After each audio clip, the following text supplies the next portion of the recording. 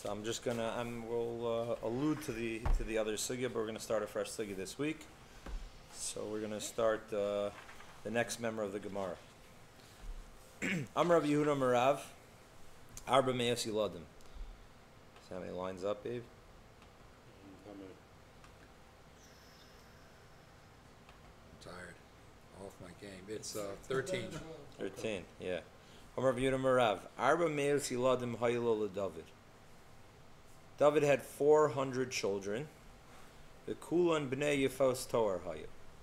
And they were all the children that came from a relationship of Yefat-Toar. So the Yador per battle. Or the Yadma says that there were 200 battles, but he had twins each time. So that's the cheshbon that he makes. That's the only permutation. The assumption is, though, that there's one Yefat-Toar per battle.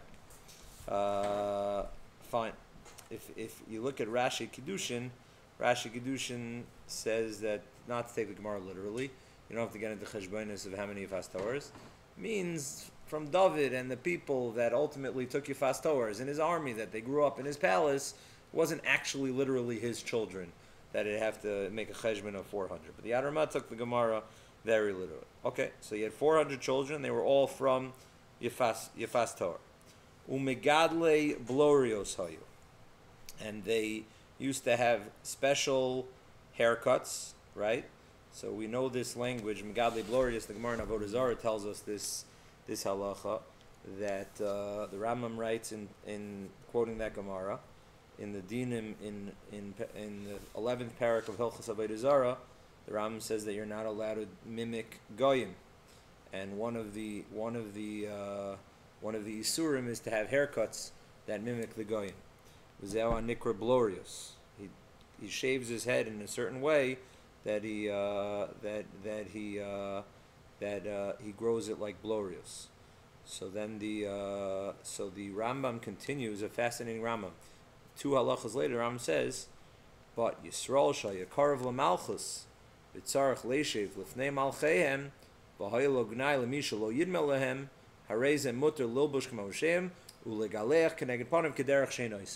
Meaning, if you work for the government and you need to look appropriate, so then the Rambam says that then it would be mutter. So the Kesef Mishnah asks, I don't understand. It's an Issa D'Oraisa. You're telling me it's Chukas Akum. So how suddenly, just because you have a certain position, says is it going to be mutter? Oh.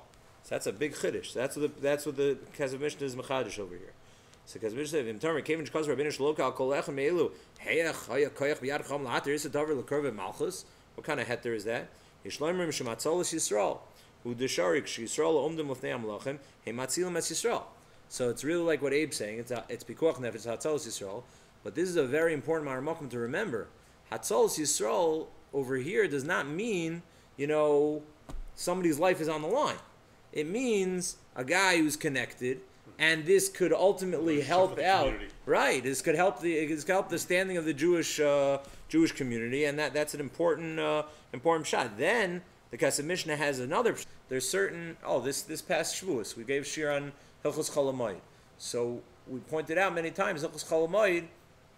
The concept is an Issa D'Oraisa, but the rabbis were granted what that specifically and practically is defined to be. So the rabbis were given the authority to define the malachas. So too when it comes to chukas akum. Chukas akum, the Torah just says, "B'chukasayim lo selechu." What is chukasayim lo selechu? What's not chukasayim lo selechu? That's Gemara and Avodah Zarah. That's Chazal to define. So the second day in the Kesef Mishnah says, if it's in a matzav where you're working for the government and you're not doing it stam to just look like the Goyim, but you're doing it for a purpose, that is excluded from the Yisr.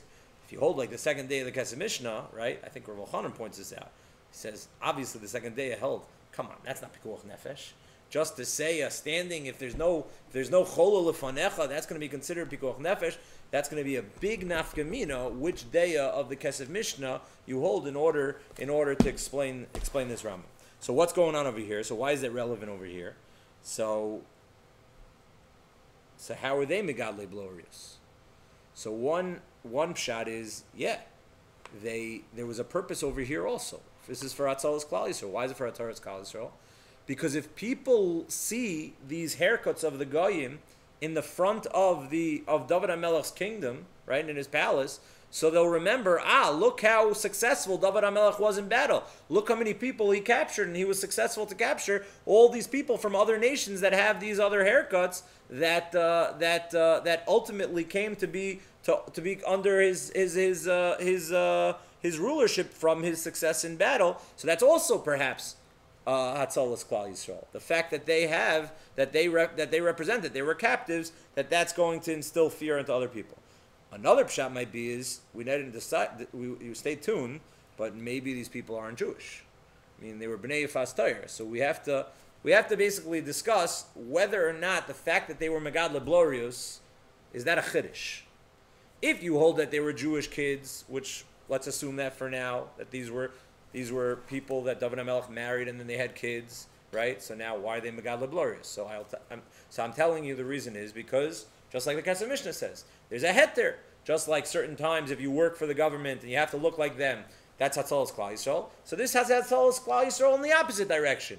Don't start up with us because remember, these were people that were captives and therefore they're Megadle Blorius to remind the enemy. Or perhaps, if we can come out to say that they're not Jewish in the first place, so that would be a reason why they got Megadle Blorius. And it's not just the Gemara just saying that, telling us how they parted their hair. You know, that obviously is a nafkamina for the way the haircut that they had. Yeah. There's another way to learn it. Yeah. Megadle Blorius, they could have said Oshlei Trefus, they were off the derech. They were all off the derech. So that could be the code word Megadle Blorius, not really acting like Klal Yisrael. So who says that? No one that I know, but I like it. I like it. And that's where to look. To look whether or not someone's how he wears his hair. Well, you know how he parts his hair. Okay, good. The Kulan Yoshvin Bikronos Shel Zahav, and they were all sitting in these chariots of gold. Umahalchem Baroshe Gaisos Ayu Vehem Ayu. I'm sorry, no, Vehem Ayu Bale Agrofim Shel Beis David. Fine.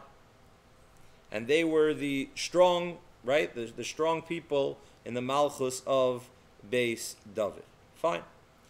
Zok the Gemara. Va'amar Rabbi Yehuda. We're going to come back to that. Va'amar Rabbi Yehuda Amar Rav. Tamar bas Yefat-Toar. Tamar was also the daughter of Yefat-Toar. Shneimar va'ata daber na ala melech ki lo yimna'ani mimcha. She approached, what does the pasuk say? She approached Amnon, and she tells Amnon that you should tell the Melech not to restrict me from being with you. So ask the Gemara, and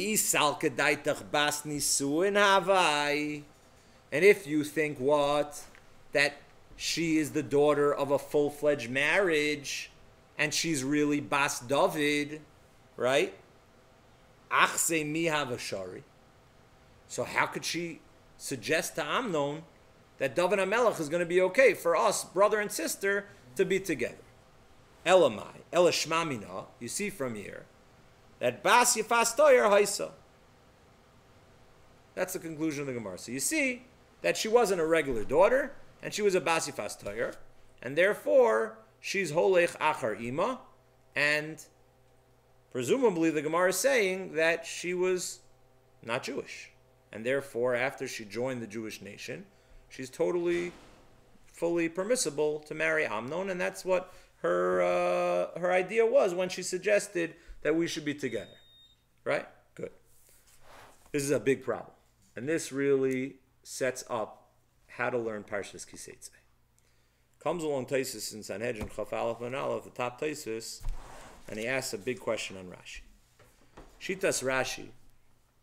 Someone actually, I was in Lawrence a few weeks ago, and someone asked me about Yefat-Toar. When is Yefat-Toar mutter?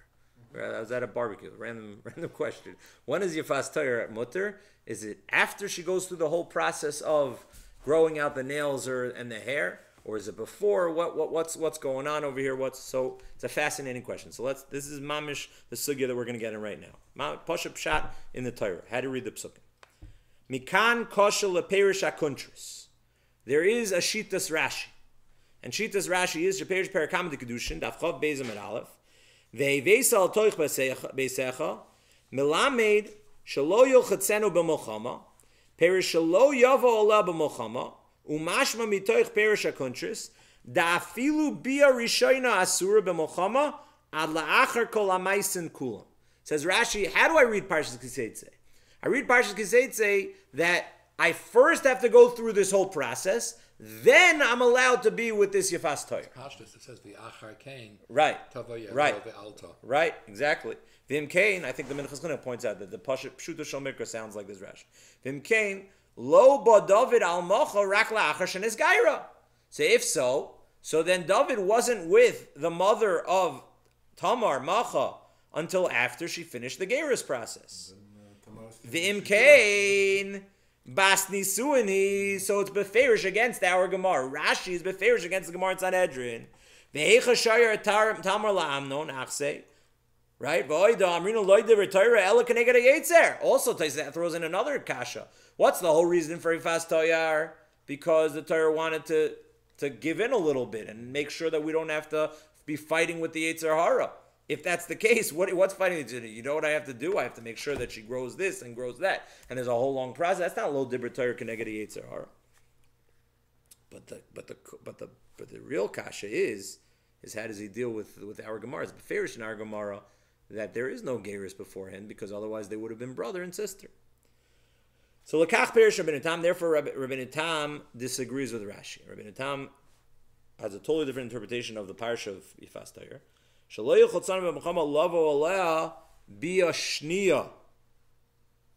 that's what he says. No, the Gemara is saying that in order for you to continue to live with her, then you got to go through the process. But no, in the milchama, that's when the Torah says, "Lo dibur Torah keneged Yetzer Hara." You have the ability to be with this Yefat-Toar once, and that's going to be matir. Says Tosfos. Now I can read this Gemara. Why? Because that's exactly when David was with Macha, and she was impregnated with Tamar at that point in time. She was a full-fledged Goya. Memela, she later on joined David's Malchus, David's religion, and they were Megayer later on, and that's what happened. We don't know if somebody's 9 months or 7 months. What? We don't know if somebody's born 9 months or 7 months. This is only 1 month later. He married her. What do you mean? Oh, unless he wasn't with her, right? You're saying he was with her again. So how do you know?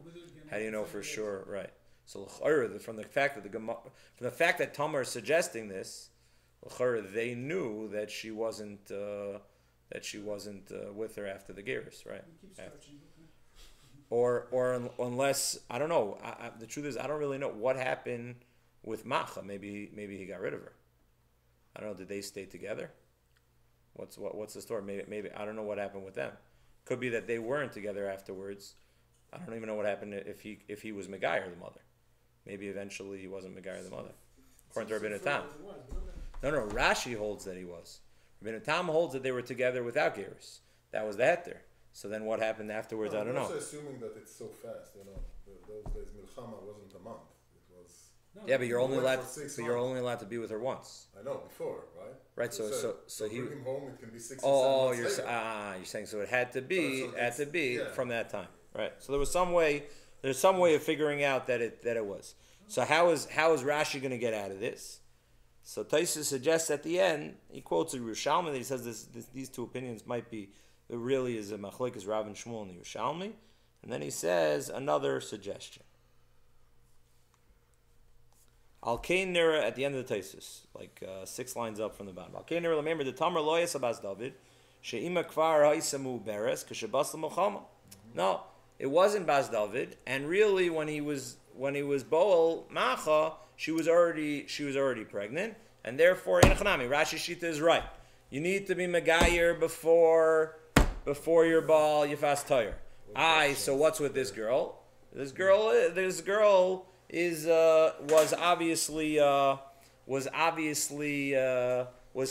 our mother was pregnant already before David was Baala. This actually has nafkaminas lalach. This is a shaila that we deal with in Geirus. What happens if a woman, wants to be Megayer and she's pregnant? So do you? That's Hayrasa, Belok Lo b'kedusha. Arasa shelo b'kedusha v'leidas b'kedusha. Right. So the children are Jewish, right? But you matbilim, right? So So we usually assume that the children are fully Jewish. The Gemara has a language that when she's Tovel, the Geirus helps for the child as well, because the Gemara asks, why isn't the body a chatzitza? So the Gemara in Yevamis 9 Ches, the Gemara says, Hainu Revise. The Gemara says anything which is an important klal and general for chatzitzas, anything that's in its natural state, that's not a separation. Even though there's nothing that's the body at all is not coming in contact into the water, that's tefillah. Tefillah doesn't necessarily mean you have to touch water. It just means that you need no separation in the water. So if you have a situation that it's not considered a chatzitza and it's not considered a separation, so in theory that would be considered a kosher tefillah. The problem is that a child was born to a Jewish mother, so that's part of the issue. Why does the Gemara have to say that the tefillah worked for the child if when the child's born to the Jewish mother? So that's part of the shaylas bizman hazeh. You gabe different infertility things, gabe these issues about the gears. Fine. So that's the situation. So do you have to wait havchana?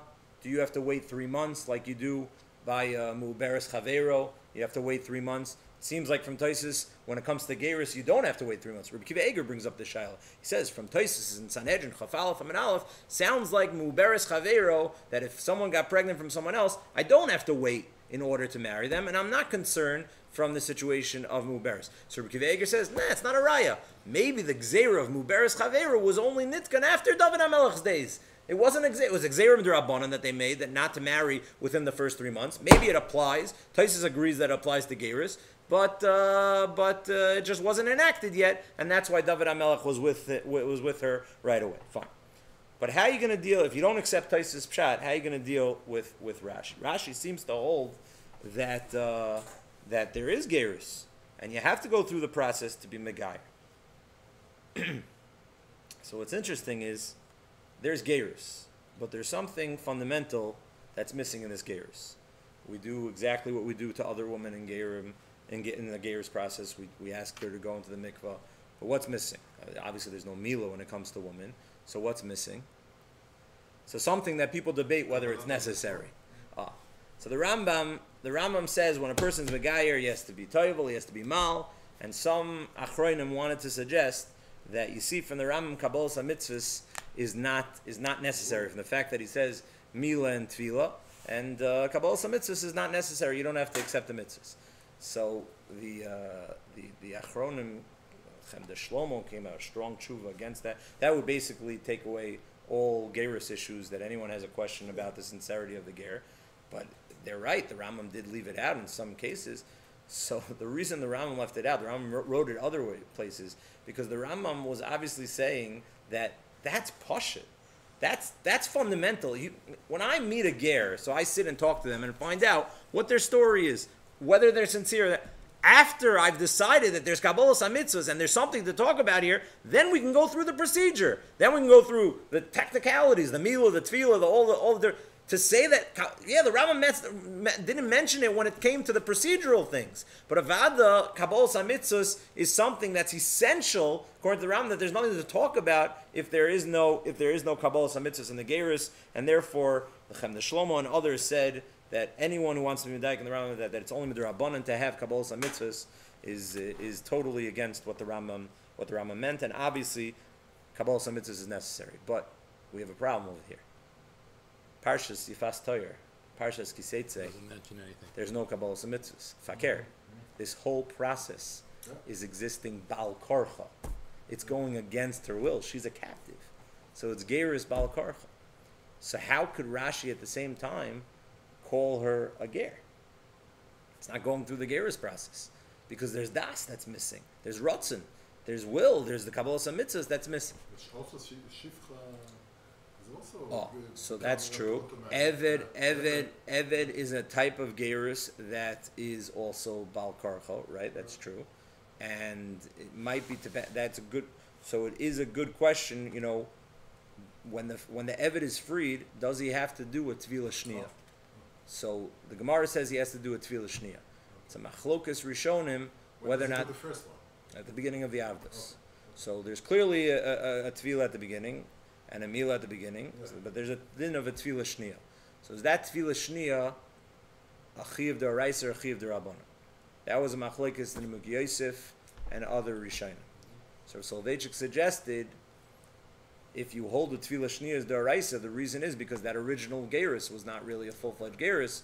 It was for the status of Eved, but now when he wants to enter into full Kedushas Yisrael, so he needs something else.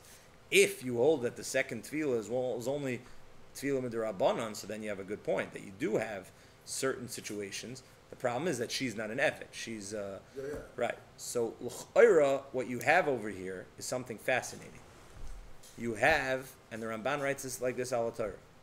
You have a Geirus that doesn't smell like any other Geirus, because there's something essential from this Geirus that's missing. The Gemara says beferish that she's your wife. She's your wife. Yesh la likuchen, right? If she would sleep with another man at that point in time, she'd be chayv chenek. So would he. What? So would he. Well, no, I can sleep with another woman. No. If she sleeps with another man, she's. So would he, the guy who sleeps with her? Yeah. I was just saying not the Yefat-Toar, right? So would he, right? And yet, maybe she's not Jewish. Is that part of the dispensation because of the Melchama? So maybe you're saying maybe it's part of the parsha of Kibush Melchama. Right. So what you see over here is, and this is what the Ramban writes. Ramban writes that this is parsha Kiseitze. What do you have over here? And if we suggest this, although it's crazy, perhaps what you have here is a partial Geirus. You have a partial Geirus, says the Ramban Legabe, that you now are married to this woman, and now when you're boel her, it creates likuchen, and if she sleeps with another man, she's chayav chenek. So there's ishus, and the Gemara says like that.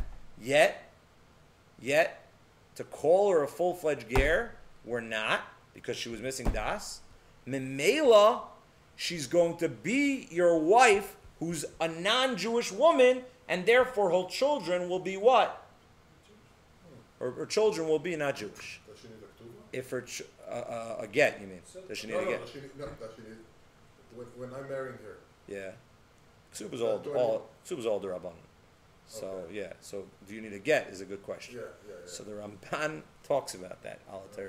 Ramban says that he thinks that she can just walk away, and it sounds like Ishus of Bnei Noach, that it's not that we're not considering this a real full-fledged marriage. It's a full-fledged marriage, but that marriage is severed once she's no longer with me. And he says, I don't think she would need a get, but as if like there was a possibility that she would need a get, because I'm really and I'm not going back, says the Ramban, on the fact that she's chayav chenek if she sleeps with another man, because there's Jewish marriage over here. So you realize what we have over here? We have a non-Jew, according to Rashi. If we're going with, again, if you're going with the first mahalach like Taisus assumed in Rashi, so I don't understand. This woman's a full-fledged Jew. You were Megar this woman. Now you're married to her. So now her daughter's Jewish. If her daughter's Jewish, then we have a problem with Amnon, right? Right. So if you don't accept that, and you go al derech the Ramban al Torah, that no, maybe she has to do some sort of partial new type of gerus. That will create a sense of marriage between the two of you that will have ramifications. Be non-Jewish, yeah. Maybe the two types of gerus is the gerus where you have to have kabbalas el mitzvahs, where it's not necessarily a zchusula for a ger to be miskayer, but for this Yefat-Toar, maybe it's considered, and for an Eved also, for an Eved Kanani, it's considered a zchusulo for them to become Jews. So it's like a non-ansadi that they. Great. So that's the way I would have said before I learned Sanhedrin Chav Aleph. But now I have problems because then her daughter's going to be Jewish. Yeah, but you don't need a Kabbalah Sol mitzvahs because it's a schus to them at this point in their life. Like a katan. So then the child's Jewish. That's full-fledged gerus. I need to create a scenario. After 30, maybe after B'Yashniya. No, Rashi's saying that yeah. There's no mikveh involved here with this woman.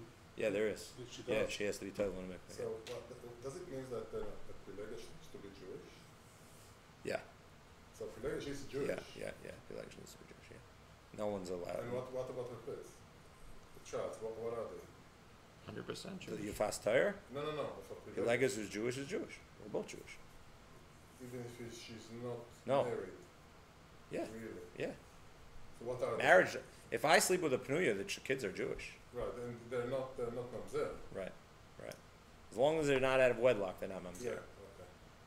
So, could it be that what we're coming out over here is that there's two levels of Geirus? There's a new parsha of Geirus that Parshas Yefat-Toar is introducing to us, a Geirus le'inyan marriage that you're actually married to a guy, and the children are going to be going. That's what the Avnei Miluim writes. The Ktosei Choshni says that's how the way to be Miyashav Rashi. Rashi held there is a process to make it a status of marriage that begins her Jewish relationship, but she's not Jewish. She's not Jewish, and her children will not be Jewish from that relationship, and that will only happen later unless she totally converts and goes through the process completely. But otherwise, otherwise you're stuck. You're stuck with Rashi. You have halachos that apply to a guy. There's such an interesting Rashi. There's a Gemara that discusses the following. The Gemara says, Eved va'akum abal bas Yisrael. What's the din of a guy that sleeps with a Yisrael, right?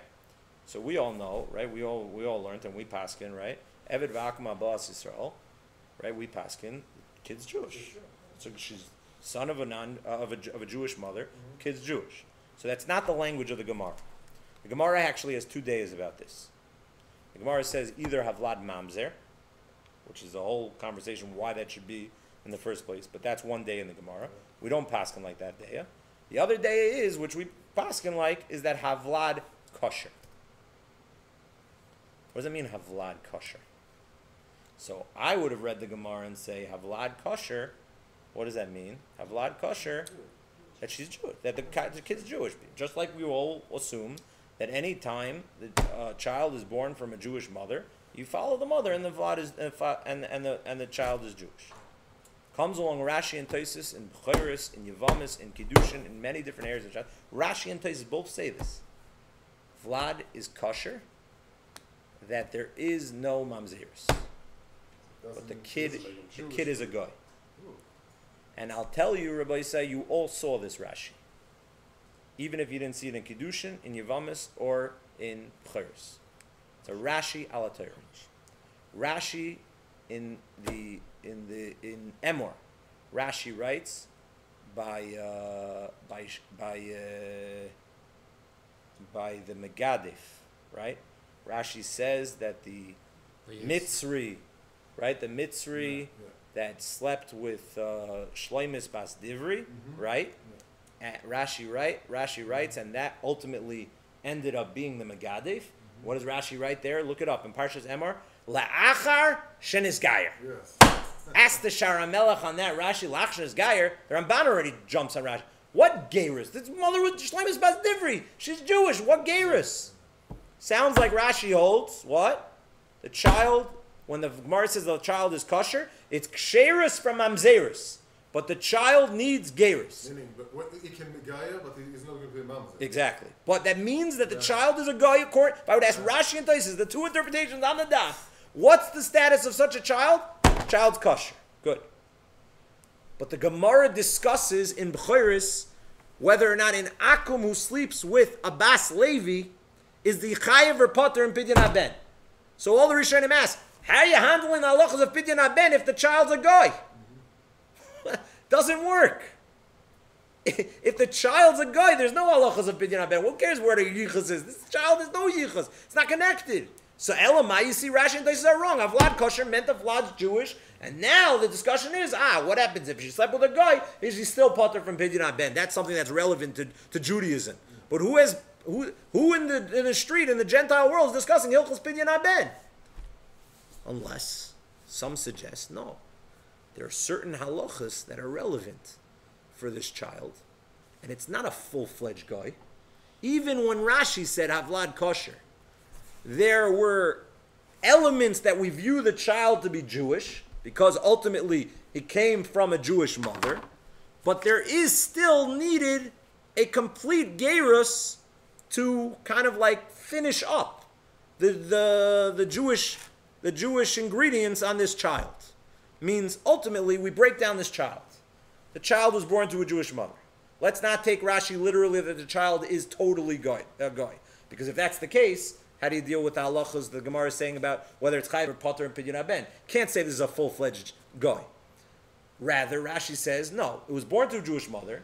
It's not fully Jewish. It will require gerus to complete the process. Why ultimately? Because what? Because it came from a Jewish father. And that had some input in this child. Certain achronim break it down to, it might have Jewish nationality, what you call in halacha shemius, and since the father was a guy, their child will still need gerus. This was a shaila halacha l'maisa. What do you have? You have a child that was born from a mother who was impregnated from a Goyish man. Does the child need to do gerus? So, I believe Rav Aaron Soloveitchik was machmer on the shaila. This is brought up in the Pischei Tshuva in the beginning of Even Ezer, and the Nesivis is quoted to be machmer on the shaila. All based on what I'm saying to you, based on a chashash of Rashi and Tosfos. Because Rashi and Tosfos is right that the Vlad is kosher means some sort of goyish. Some sort of guy. Again, we're developing that it's not a full-fledged guy. There is a partial gerus, but it needs to be completed later on. So some poskim were chayshish for this. Lemaisa, most poskim weren't. Rav Shechter told me that I think there were 2 times that Rav Avadia Yosef came to YU for like a week just to give shiur. I remember one of them. So he said each time that he was there, he spoke about this issue, and he said we're not chayshish for that nesivis, we're not chayshish for this Rashi and Tosfos, and we paskin that there is no gerus necessary, and we're not chayshish for Rashi and Tosfos. Havlad kosher means Havlad is Jewish, like we all assumed originally, and this child is a full-fledged Jewish child once it's born to the Jewish mother. He just says Rashi and Tosfos' interpretation is not necessarily correct, but I'm just borrowing from that Rashi and Tosfos that you have certain times that there's elements that a person is Jewish, but not the full-fledged way, all the way. And ultimately what we have over here is not by the child, but by the mother, by Yefat-Toar. She started the gerus process, but she didn't complete the gerus process, and therefore she will have Jewish marriage, but she won't have Jewish children from that Jewish marriage. And Tamar will still be considered a goya that will need to do gerus afterwards, even though her mother began a gerus process, but because it wasn't a complete gerus process, it was bal karcha. So therefore, it's the child is still a goy. Yeah. But why leave it to be dealt with as part of shilas and shuvas? And then, why wouldn't there be a mishnah dealing with that? If it's a separate classification, you think there'd be a daf, there'd be a parrot, there is, but they're different Rishonim that interpret the Gemara. The Gemara says beferish Havlad kosher. So what does that mean? Havlad kosher from Mamzeris, or kosher like we all assumed? Kosher meaning no, that's a full-fledged Jew. So most Rishonim read like you said, no, that's pretty beferish. But there were these few interpretations that read it differently. So the question is, do we have to be choshish for that minority opinion? According to Rav Aaron, who was machmir, yeah, does it have ramifications? Say, the grandson or the granddaughter of this ger wouldn't need a get if there was no gerus, then that person and then I don't think Rav Aaron would say it lakula. Meaning, I think it was choshish, but I don't think he would say lakula. He still held that you have to be choshish on both sides. Rashi would say like that. Okay, so that's in terms of this. There is a fascinating. Just once we're on the topic of Yefat-Toar, there's I'll just on this idea of being bal karcha. The gerus was here is missing an essential element. The fact that the gerus was against her will. So there's a kasha, the makna asks in Kiddushin. The Gemara says that you should be ba al Yefat-Toar, and not only that, but you can be Baal Yefat-Toar. It's also a Rashi in Parshas Kisei. Afilu Eishesish. Even if she's married to a Goyish man, they have a beautiful family. Doesn't matter. Don't let that stop you. And you are allowed to marry her. we don't have time to get into that, but why do I have to consider an Eishes Ish in the Goyish world? Yeah. Means it sounds like the Gemara is telling me, no, there would be some sort of Isser from a Gentile marriage that affects Jewish halacha. Just as an aside, that's interesting. But ask the Makna in light of our sugya, I don't understand. If Rashi holds that she's Megayer, right? And obviously the Makna was not going with our fancy explanation that it's a partial Geirus, but she's really still a guy. But let's say, like the way Tosos understood Rashi, she's a Ger, she's a full-fledged Ger. So ask the Makna, well, what? Gershon is Geirus Kekatan Shanolo dummy. So once she was Megayer, of course she's not. What's Afilu Baal Eishes Ish? What do you need a Chiddush of Eishes Ish? Who cares about her marriage? She's like a newborn child after the Geirus, so she severs all her ties, just like she's not related anymore to her father, to her mother, she's not related to her marriage relationship, to her husband either. So what's the chiddush of the Torah telling me? Yefat-Toar afilu eishes ish. So I found, I have a Rebbe in Eretz Yisrael, Rav Mordechai Karlbach. So he has a sefer Chavatzel Sasharon. He has a beautiful answer to this question. And this really gets into a big yesod if our Geirus at Matan Torah. The Gemara tells us in Krisis on Daftes that the source for Geirus was from Matan Torah. Right? There was Mila there was Tvila there was a Karban there. All the dinim of Geirus was all learnt out from what happened at Matan Torah. So the discussion is that the Torah says in Parshas Ba'aloscha that once Am Yisrael left Maimon Har Sinai, they started crying. So the Gemara says, why did they cry? So the Medrash says, Bachku al iske mishpachosehem. They were boch al mishpachosev. They were beiche on now that the fact that they have a list of Parshas Achrimos, that they have all the halachas of Arayos, that is now restricted on them, that now they can no longer. So I asked the Achronim, what do you mean? They went through Geirus. If they went through Geirus, so Gershon is Gair Katan Shanol Dami. If a ger that converts is like a newborn child, so now let them marry whoever they wanted, and they can go back to their old relationships because they're no longer technically related to them, and everything should be mutter. So there is a Maharal that the Maharal answers that this idea of Gershon is Gair Katan Shanol Dami doesn't apply to a gerus that happened through coercion. And we know that at Maimon Har Sinai, there was Kafa Aleim Har Kegigas, HaKadosh Baruch Hu forced us. So says the Maharal, why that should be is another explanation. We need to explain that as well. But the Maharal says, since the gerus was done through coercion, you don't say Gershon Iskayer Kekatan Shanol Dami. It has to do with the fact that you do connect to your past, whatever it is. It was a gerus of coercion, fine. If a person says, I want to be Megayer with Ratzon, so then he's severing his connections. But if a person is coerced, therefore the Maharal says there wasn't a din L'gabe Matan Torah of Gershon is Gair Katan Shanol Dami. Says Rav Kalbach, Gevaldige Teretz. Once you accept that Maharal, that's the situation with Yefat-Toar also. Again, the Makna asked on Rashi, what do you mean, you're a Megayer? Of course you're allowed to be married. You're not related anymore to that Eishes Ish. No, said Rav Karlbach. You're Geirus Bal Korchach. This is a different type of Geirus. This is a Geirus of Yefat-Toar, was Bal Korchach. This is really enacting the same exact story of what happened at Matan Torah. If that's the case, and the Maharal is correct, you don't say Kekatan Shanol Dami on this Geirus, and Memela, you're still actually connected. That's why the Torah has to say, Afilu Eishes Ish, you can still marry such a Yefat-Toar. Okay, so what we have over here is we have a few chidushim in how to learn this parsha of Yefat-Toar. Rashi is very difficult. Are there any other pshatim? We have Rashi and Rabbeinu Tam explaining Yefat-Toar to be very, very simple. Either you're marrying a full-fledged guy, or Rashi says no, she has to go through a certain process. Question whether or not she's Jewish at the end of that process, and that will affect our Gemara about whether the children will be considered Jewish, or she's partially Jewish, Lagabe certain dinim, not Lagabe all dinim. So some Rishonim wanted to defend Rashi, and they wanted to say, no, it depends.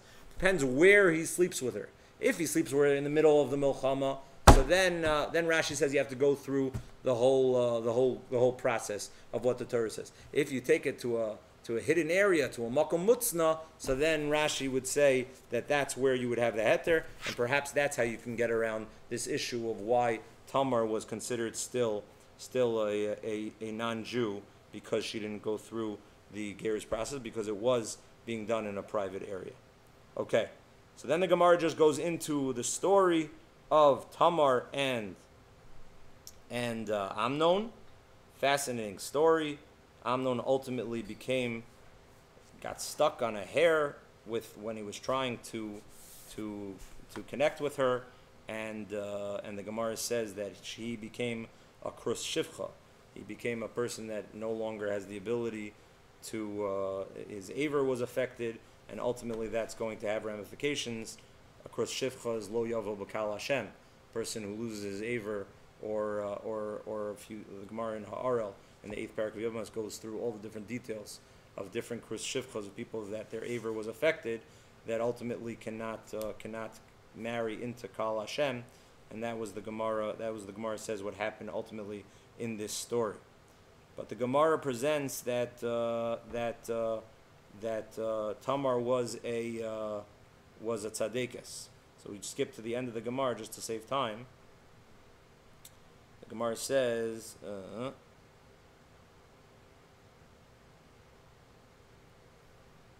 Tamar, 3 lines from the top. Tamar, Efer al Rosha, Vesaksonas Pasim, Asher Allah Kara, Tana Mishmei Rabbi Yusha ben Kara, Geder Gadol Gadra Tamar Ba'osasha. After this story of her interaction with Amnon, right, what happened in seclusion, so the Gemara says she was walking around with ripped clothing and with Efer and with ashes on her head.